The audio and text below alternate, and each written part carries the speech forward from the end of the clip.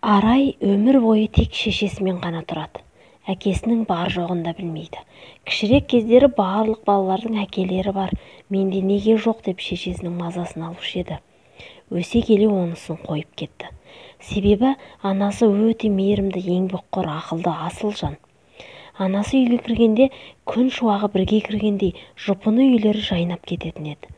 Ақша жағынан қысылып, қымтырылып қалып жатса да, басқа жағынан ешқашан кемдік көрмеген Арай тым ерке еді. Жасы 13-ке келгелі неше түрлі қылық шығарып, анасы кейде мектептегі мұғалімдерден сөзді естіп қалып жүр.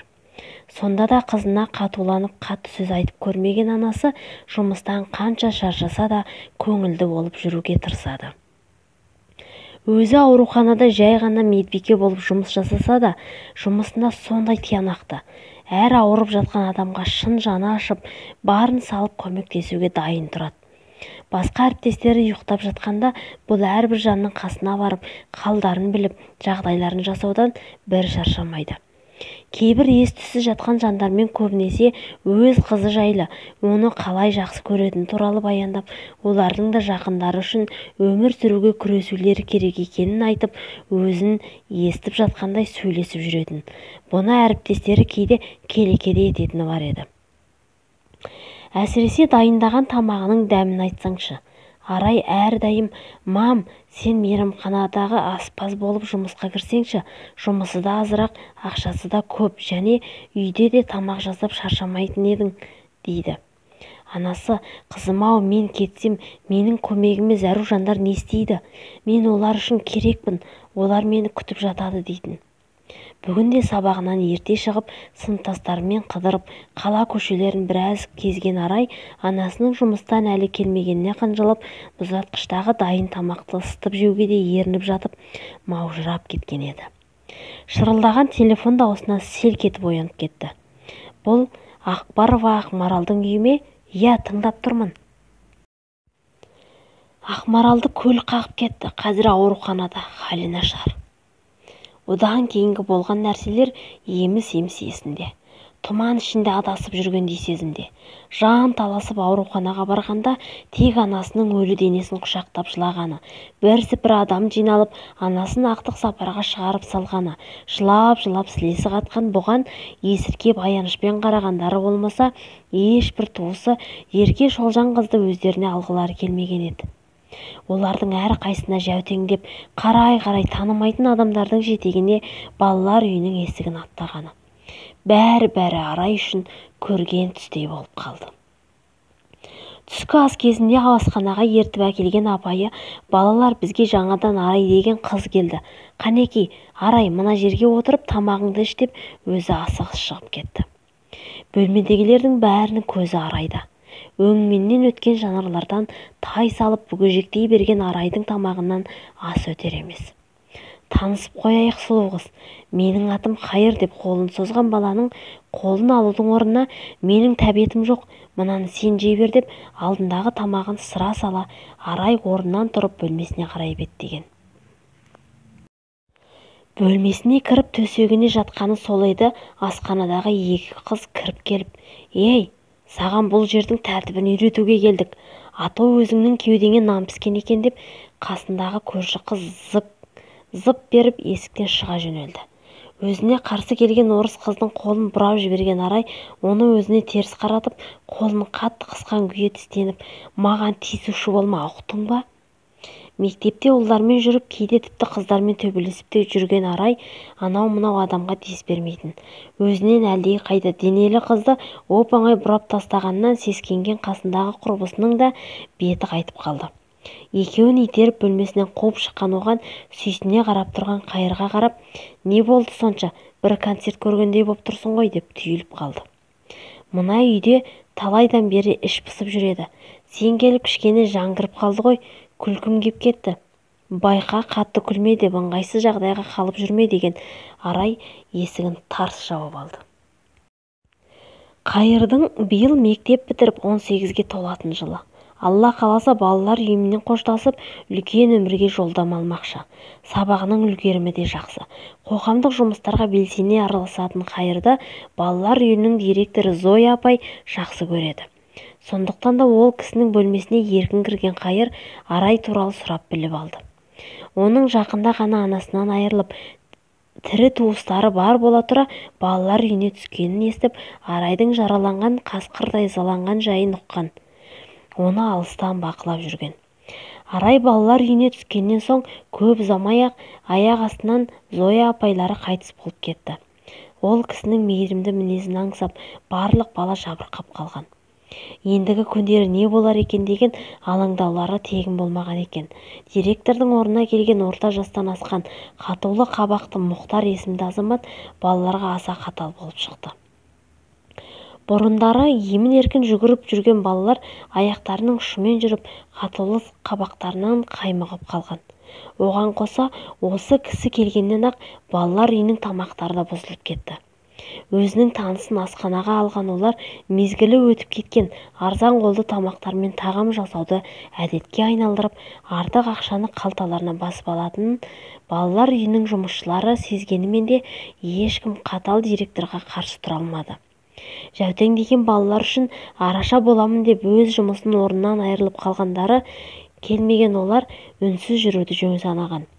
Өз үйіндегі анасының дәмді тамағын аңсап, бұрыннан жарытып тамақ ішпейтін Арай мүлдем астан бас тартып, бір күні талып қалды. Жедел жәрдем орталық ауруханаға апарып жатқызып, қыздың ағзасы әбден аштықтан әлсірегенін айтқан дәрігерлер біраз күн ине салып, дәрумендер қабылдау керек деп ауруханаға жатқызған. Арайдың жатқан палатасына директор кіріп келгенде, ол төсекте жалғыз жатыр еді. Қасындағылар далаға серуендеуге шығып кеткен. Арай қал жағдайын қалай, қырсығып тамақ ішпеймін деп жүріп, мынандай жағдайға тап болдың. Бәрі өзіңнің кінәң. Саған кім келіп балалар үйіндегі ас мәзірі туралы сұраса да жамандап айтушы болма. Өзіңнің ол жерге қайтып келетініңді ұмытпа. Сіз келгеннен бері тамақтың итке құйса ішкісіз болып кеткені өтірік емес қой. Жап аузыңды, жетімек. Өзіңнің кім екеніңді ұмытпа. Маған қарсы келетіндей сен кімсің? Көзін адырайтып төне қараған бойы қолымен бұның көрпесін тартып ашпақшы болған кезде Арай директордың қолын оңдырмай тістеп алды. Түгін қалдырмай боқтап ала жөнелген Мұхтардың жұдырығы жұмылып, бойы қалш-қалш етіп түрі бұзылып кеткен. Мұнда не болып жатыр? Не айқай-шу деп кіріп келген медбикені көрген Арай уф деп есін жиса, Мұхтар сасып қалып, өтірік күлімсіреген болып, жәй қолымды соғып алдым байқаусызда. Жарайды Арайка, тез сауығып кет, менің айтқан ақылымды ұмытпа деп ақырын басып шығып кетті. Сол беті ашуы тарқамаған Мұхтар өз кабинетіне келіп, қымбат коньякты сіміріп алып, жоғарғы сыныпта оқитын Арина есімді қызды өзіне шақырып алды. Арина өз жасына үлкен көрінетін, әрдайым боянып сыланып, өзінен кішілерге қысым көрсетіп, өзін ерекше паң ұстап жүретін бойжеткен. Өзінің сыныптасы Қайыр қыз жігіт болып жүруге ұсыныс жасағанмен де оны менсінбей қойған еді. Енді міне осы директор келгеннен бері бірнеше рет көзін сүзіп өткенін байқап қалған Мұхтар Арина кірісімен оны мақтап ала жөнелді. Коньякты құйып аст үстіне түскен. Өзіне деген сый құрметтен және ішіп алған ащы судан бойы балбыраған Арина өзіне қарап ынтығып тұрған өзінің әлде қайда үлкен ер азаматтың құшағына қалай құлағанын өзі де білмей қалды. Ойына алғанын оп-оңай іске асырған Мұхтар масаттанып, кабинетінің жерге төселген төсеніштерін еденнен құшағындағы жап-жас қызды омаждап, рақатқа бөленіп жатып, өзін бір құдайдай сезінген. Иә, мына балалар үйі бұның ашса алақанында, жұмса жұдырығында. Бүгінгі қолын қыршып алған ана Арай бейшараны шыбынғырлы көрмей бір мыжып тастайтындай әлі. Басшылық Аринаның қолын ештеңеден қақпай, оның жасаған бұзықтықтарына көз жұма қарағандықтан да Арина өзіне кішілерге күн көрсетпейтін болған. Әйтеуір күнде бір нәрсе ойлап тауып, бір бүлік шығарады да жүреді. Бүгін ауруханадан оралған Арай асханаға кіріп, орнына отырған сол еді, Арина жетіп келіп, «Әй қыз, тұр мына жерден, бұл менің орным» деді. «Не, сатып алып едің?» Өзінен кіші қыздың қарсы келгеніне жыны қозған Арина жұдырығын ала жөнелген. Арайдың бетіне таяп қалған Аринаның жұдырығын шап беріп ұстап алған Хайыр: «Арина, қойсаңшы, саған не болған? Өзіңнен кішкентайларға тиісіп әбден құтырып кеттің ғой. Кәне, немешай?» Көзі қанталап кеткен қыз ештеңе көнгісі келмейді. Осы кезде тәрбиеші асханаға кіріп: «Қане балалар, кешкі астарыңды ішіп болсаңдар, бүгінгі би кешіне дайындалыңдар» дегенін естіген барлығы улап-шулап есікке қарай лап қойды. 2 аптада бір болатын би кешін тосып жүрген олар Арина мен Арайды тастай сала солай қарай асыққан. «Рахмет саған» деген Арай алғаш рет Хайырға байыппен қараса, Арина тістеніп: «Әлі кездесерміз, сазайыңды беремін» деп теріс айнала берді. Би кешінде көңілсіз тұрған Арайдың жанына Хайыр келіп биге шақырды. «Менің биге зауқым жоқ» дегеніне қарамай алып шықты. Олар жай әуен ырғағымен тербеліп жүреді. Әуен ауысқан кезде Арай жылап жіберді. «Не болды саған? Мына ән анамның сүйікті әні еді» деп солқылдаған Арайды кеудесіне басқан Хайыр шашынан сипап: «Жылап ал, мауқыңды бас» деді. Би аяқталған соң: «Жүр, далаға шығып таза ауа жұтып келейік. Басыңның ауырғаны басылды ма?» деген Хайырға ілесіп есік алдындағы қақпаға келді. Күзетші атаға кіріп сөйлесіп шыққан Хайыр бұны ертіп қақпаның сыртына шықты. Қарсы бетте орналасқан көп қабатты үйдің шатырына еш кедергісіз шыққан кезде ғана Арай: «Сен бұрыннан осылай шығып жүрмедің? Мына жер сенің қыздарыңды әкелетін жерің бе?» деп таңданып қалды. «Бұл жер менің көңіл күйім болмаған кезде келетін, тек өзім ғана білетін, көңілімді тыныштандыратын жер. Мінеки қарашы, бүкіл қала аяғының астында жатқандай. Осы сәтте өзіңді осы өмірдің қожайыны сияқты сезінесің емес пе?» Шынымен-ақ керемет көрініс. Мың құбылған шамдарға қараған Арайдың да анасы қайтыс болғаннан бергі қамыққан көңілі бір сәт жадырап қалғандай. Өзін бір бостандыққа шыққандай сезімге бөленген. «Хайыр, сенің өкінішің бар ма?» «Ол не өкініш, не үшін сұрадың?» «Мен қазір анамды орынсыз ренжіткенім үшін, оған жиі-жиі жақсы көретінім жайлы айтпағаным үшін қатты өкінемін». «Арай, анаңды жоқтап қатты қайғырып жылай берме. Сенің көз жасыңа қабірі суға толып жаны жай таба алмайды анаңның о дүниеде. Өзіңді өзің қолыңа ал». «Хайыр, менің анам мен түгіл ауруханадағы ауруларды қимай өмірінде бір демалысқа шығып қыдырып көрмепті. Менің басқалардан кем болмауымды ойлап өз жағдайын әркез кейінге қалдырып жүргенде бір-ақ күнде көзден бұлбұл ұшты. Оның өліміне кінәлі адам қазір әлі бостандықта жүр екен. Нағашы ата-апам тірі болғанда мен мына балалар үйінің есігін аттамас едім. Анамның кегін алар едім шіркін. Ал әкең қайда?» «Әкем анамды аяғы ауыр кезде тастап кеткен екен. Анам әкем туралы сұрағанымды ұнатпайтын. Сондықтан мен әкемнің не аты жөнін, не бұл өмірде бар жоғын білмеймін». «Қамыға берме. Сен қайта 14 жыл анаңның арқасында бақытты балалық шақтың дәмін таттың ғой. Ал сен қашаннан бері бұл жердесің?» «Менің әкем жас кезінен қылмыстық топпен бірге болып, мен өмірге келген соң олардың алшақтап сол кәсібінен бас тартқысы келген екен. Оны жібергісі келмеген басшысымен келіспей, ақыры соңында оны өлтіріп алыпты. Сол басшысының сойылын соғушылар анамнан кегін алып, ақыр соңында өлтіріп тынған екен. Әкем қазір түрмеде, бірінен тірідей, бірінен өлідей айырылған мен балалар үйіне түскенде небәрі 4 жаста болғанмын». Арай Қайырға аянышты жүзбен қарап қалған еді. Қайыр күлімсіреп қарады. «Арай, өмір жалғасады. Балалар үйіндегі әр баланың басындағы ауыр тағдырдың естіп, біліп бойың үйреніп кетеді әлі. Қой, уақыт болды. Би кеші аяқталмай тұрып қайтып үлгеруіміз керек. Кеттік» деп оның қолынан ұстап түрегеле берді. Екеуі бұның бөлмесінің алдына келгенде Хайыр: «Арай, сен маған бір көргеннен ұнадың. Неге екенін білмеймін. Сені көргім кеп тұрады» деген бұның көзінен мейірлене қарады.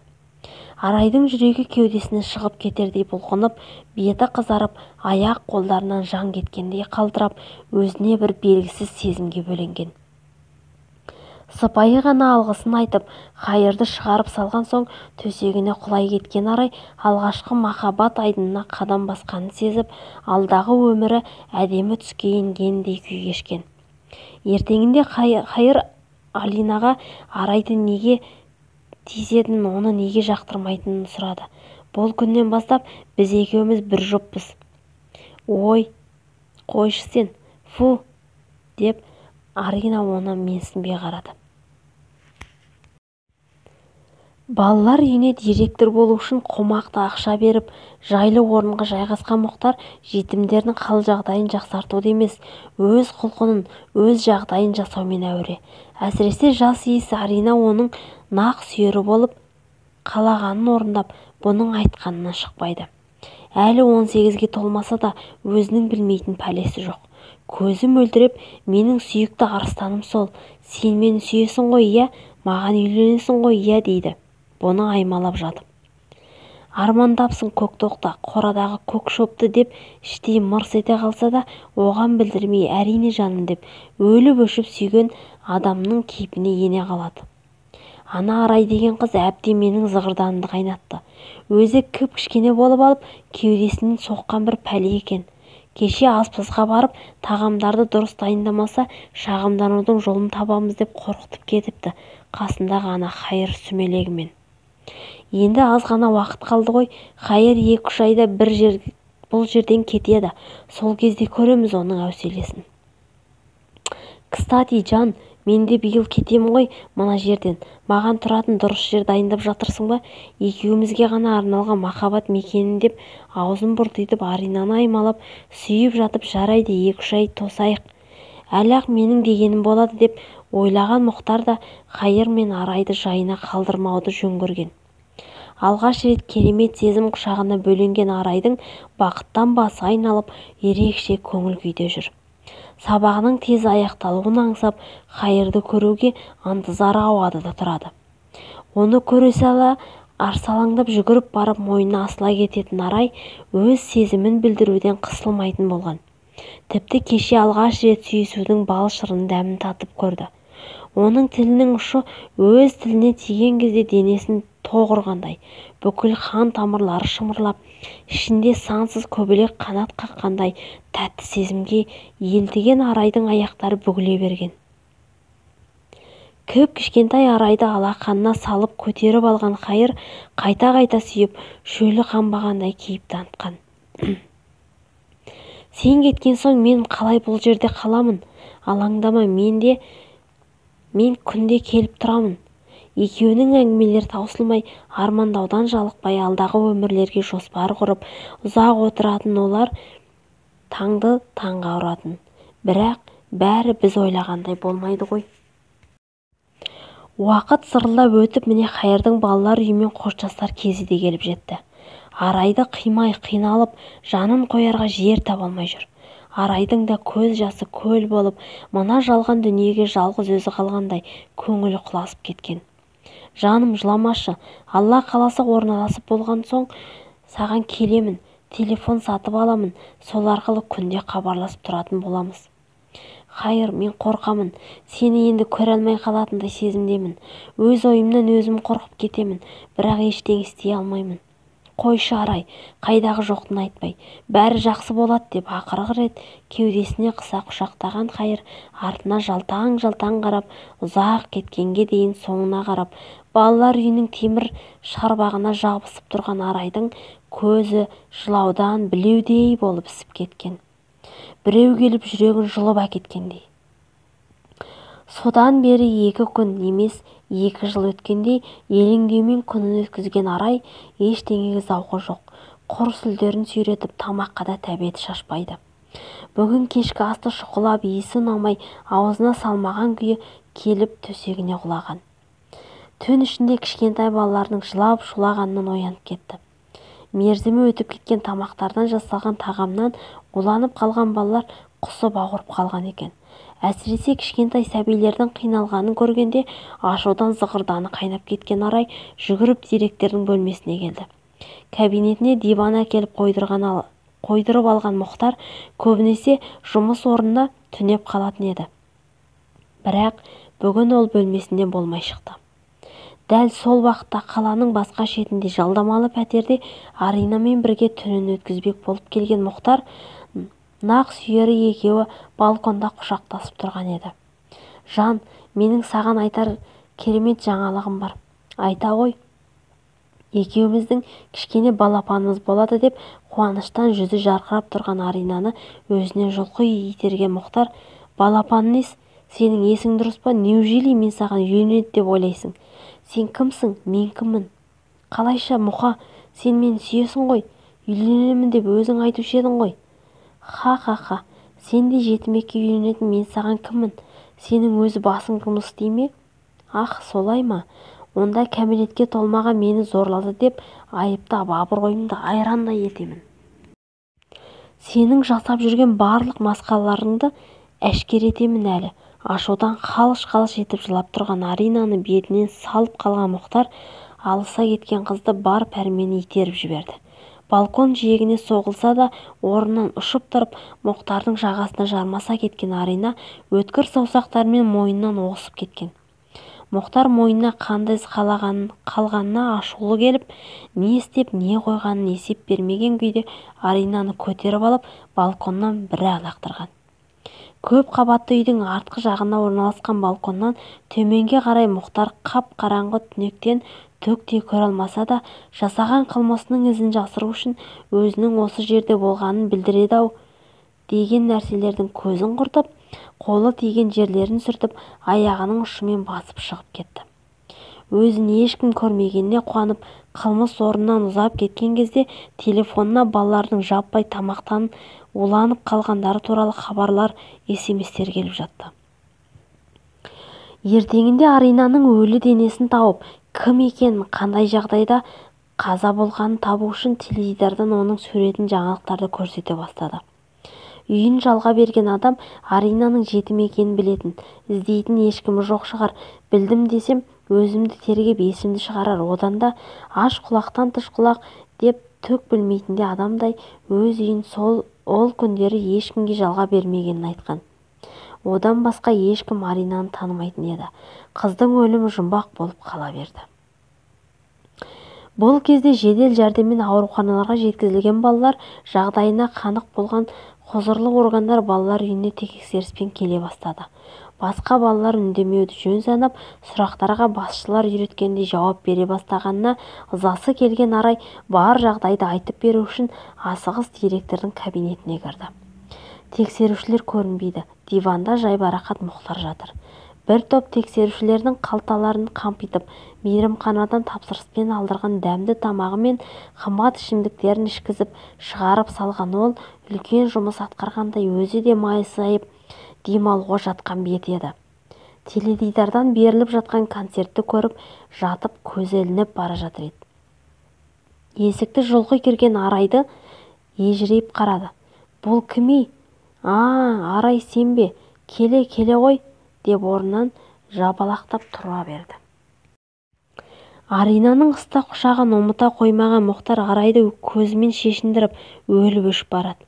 Алдында тұрған қыздың әлі жас, 14-тен аспаған жас бүлдіршін екенін де ойлап тұрған жоқ.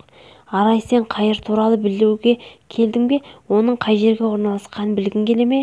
Қайырдың атын естіген кезде оны сағынып, алаңдап жүрген Арай басылып қалды. Кіре ғой, кел мына жерге, жайғасып отыра қал. Қазір мен қағаздарды көтеріп келейін. Есіл-дерті қызды қалай да алдап өз денегеніне көндіру болған Мұхтар қулыққа көше бастады. Сен мына тағамдардан ала отыр. Қандай сусын ішесің? Жоқ, мен ештеңе ішпеймін дегенмен де стол үстінде жайнап тұрған дәмді тағамдардың иісі мұрнын жарып, аш асқазаны бұрап ауырып жөнелген. Арай еріксіз сілекейін жұта берді. Арай, мұндай тамақ күнде табылмайды. Қане дәмін татып көрсеңші. Тарелкаға әртүрлі тағамдардан салып алдына қойған Мұхтар, қазір мен қағаздарды қарағанша жеп тойып ал деп өзі стаканды басына көтеріп ішіп салды. Өзін қанша тежегісі келгенмен де талайдан бері дәмді тамақ жеп көрмеген Арайдың нәпсісі жеңіп алдындағы тағамды жеуге кіріскен. Шынымен де керемет дәмді екен. Тоқтай алмай жатыр. Қыздың арт жағынан келіп, иісін құшырлана иіскеп, Қызығып қараған Мұхтар аяғының ұшымен барып есікті кілттеп үлгерді. Сылдырлаған кілттің даусын естігенде Арай орнынан атып тұрып, қорыққаннан көздері бақырайып, "Сіз не істеп жатырсыз? Неге есікті жаптыңыз? Маған жолаушы болмаңыз" деп қолына шанышқыны қыса ұстаған күйі шегіне берді. Сол кезде теледидардан Аринаның бейнесі көрініп, аяғы ауыр келіншектің өлі денесі табылғаны туралы хабарлама беріле бастады. "Арина, оны сен өлтірдің бе? Мен білемін, ол сенің нақсүйерің болған еді ғой. Аяғы ауыр екенін естіп өлтіріп тындың ба сен, хайуан?"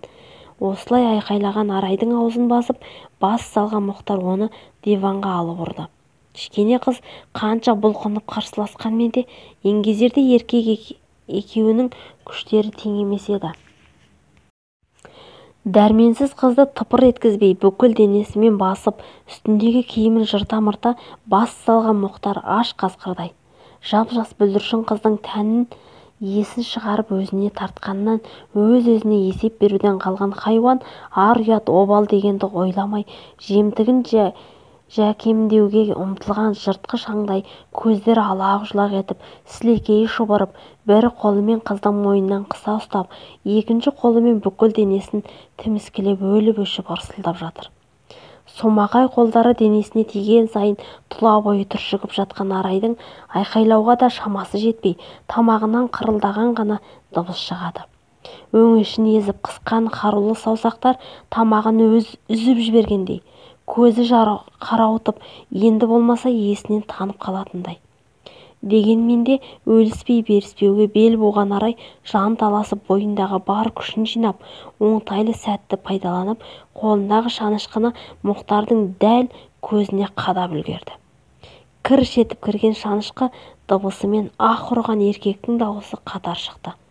Бұрқ етіп көзінен атқылаған қан Арайдың бетін жауып кетті. Екі қолымен бетін басып, қыздың үстінен жерге құлап түскен Мұхтардың жан дауысы шығып, қолдары дір-дір етіп шошайып қадалып тұрған шанышқыны суырып алуға ынталанып, тізерлеп жерде отыр. Есін жиған Арайдың бойына ерекше күш пайда болып, орнынан серпіле атып тұрған сол стол үстіндегі бөтелкемен шоқайып, ыңырсып отырған еркектің қара құсын дәлдеп, бар күшімен бір-ақ берді. Бөтелкенің күл паршасы шығып, еңгезерде еркек еденге сұлық құлады.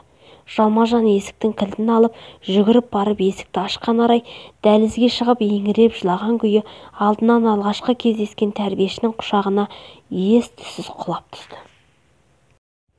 Үсті-басы алба-жұлба, бетін қан жуған қыздың былқ-сылқ еткен денесін құшақтаған күйі айғайлай жөнелген тәрбиешінің қасына лезде балалар да, басқа жұмысшылар да жиналып қалды.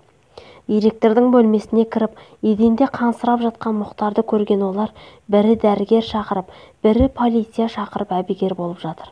Талайдан бері басшылардың жасаған тірліктеріне көңілдері толмаса да, пыш-пыш еткен әңгімеден әрі аса алмай жүрген олар бүгінгі көріністен соң ашу-ызаға булығып, барлығы болған істің байыбын айтпай-ақ түсініп тұр. Есін жиып ыңырсып жатқан Мұхтардың қол-аяғын байлап тастаған ер адамдар оны бірінші болып келген полиция көлігіне өздері сүйреп жеткізіп берді. Көзіне қадалған шанышқысы дірілдей, көзіне қанмен бірге сорасы аққан Мұхтар сүмірейіп, тым мүсәпір болып көрінеді. Әлі сұп-сұр болып, қырылдап жатқан Арайды жедел жәрдем көлігі ала жөнелді. Жол бойы қажетті ем-домдарын жасағанмен де есін жинамаған қыздың бетіне алаңдаумен қарап, тезірек ауруханаға жеткізуге тырысқан дәрігерлер жанталасып-ақ жатыр. Арай осы мезетте қалың бұлттардан ары қалықтап ұшып, керемет әдемі алаңқайда кеп қонған. Айналаға тамсана көз салып, аяғының ұшымен қалықтап сырғып келеді. Денесі жеп-жеңіл, әдемі бір күйге енген. Анадай жерде мейірлене қарап тұрған анасын бас салып құшақтап, «Анашым, сені сағындым ғой, мені неге тастап кеттің?» деп жыламсырады. «Арай, жаным, сен мықтысың, мен де сені қатты сағындым, бірақ сен бұл жаққа асықпа, саған әлі ерте» деген анасына жабысып, «Жоқ, мен бұл жерден кетпеймін, сенің қасыңда қалғым келеді» деп еңіреп етегіне жабысқан. Анасының мейірімді түрі қатуланып, өткір жанары өңменнен өтіп, бұны өзінен жұлқы итерген. Арай қатты жылдамдықпен көкке ұша жөнелгендей, бірақ денесі ауырлап, өне бойы сырқылап, ыңырси берген. Ауруханаға жеткізе сала жансақтау бөліміне жатқызды. Бұл өзінің анасы қанша жыл еңбек еткен бөлім еді. Алланың шеберлігіне қалай таңғалмайсың? Арайды қабылдап алған дәрігер анасының жақын құрбысы Жамал апай еді. Марқұм Ақмарал құрбысымен осы бөлімшеге келіп жүретін Арайдың мынадай аянышты халін көргенде еріксіз көзіне жас келген Жамал бірден құтқару жұмысына кірісіп кетті.